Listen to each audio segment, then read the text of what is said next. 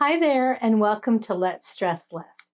If you're a woman who's feeling overwhelmed with life because your stress is out of control, you're pretty sure your stress could be affecting your health, and you want to get a handle on that before it gets worse, stick around. I've got you covered. I'm Chantal. I'm a registered nurse and your lifestyle design coach for stress mastery. And I can show you how to unwrap the gift of stress so you can go from barely surviving to fabulous and thriving.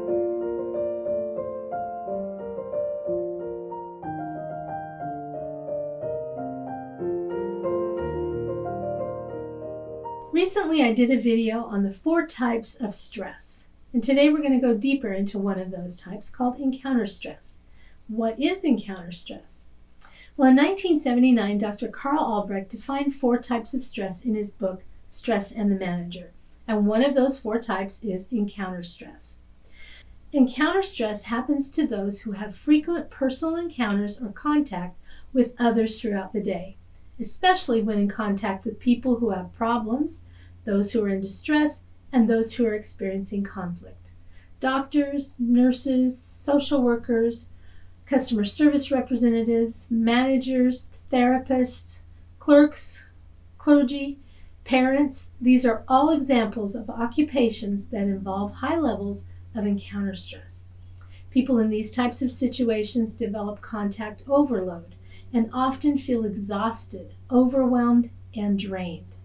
Another type of encounter stress occurs in relation to a particular person or group. There may be someone in your life who seems to feed off of conflict. No matter what you say or do, they will contradict or naysay your words, your thoughts, your actions, or your point of view. They may consider their input as teaching moments of constructive criticism, but the outcome is encounter stress. This can occur in group situations as well.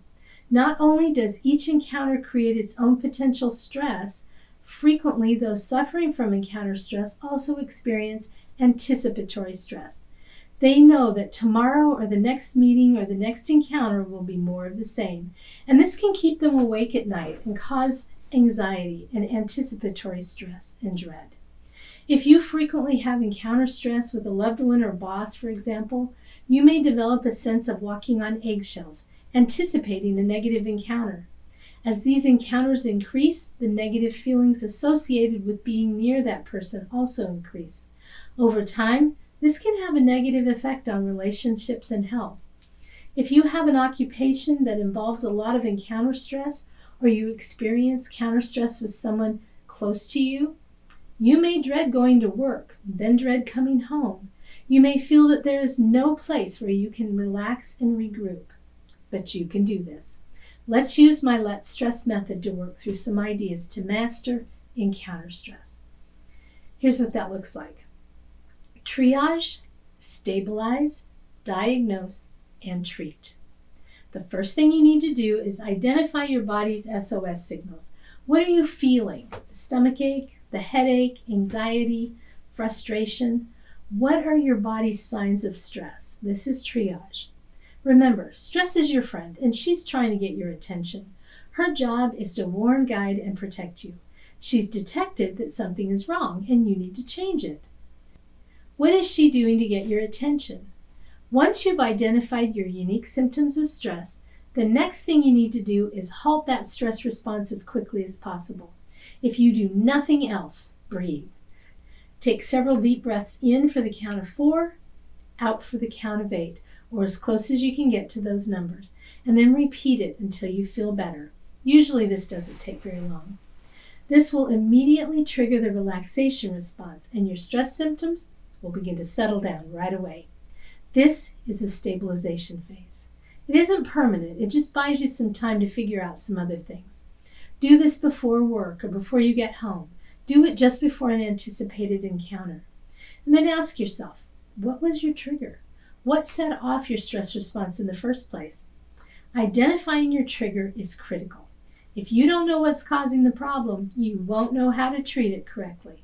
This is the diagnosis stage. Check in with yourself. Did something specific occur? Are you anticipating something that hasn't even occurred yet? Is this a situation that occurs repetitively, such as work or home life? Is it incidental? An isolated incident? Are you overtired or stretched too thin? Once you have an idea what triggered your encounter stress, it's time to decide on a treatment or a solution. This is still the diagnosis stage because now you're figuring out what your options are. Do you need to set some better boundaries? Or do you need to avoid certain people or activities?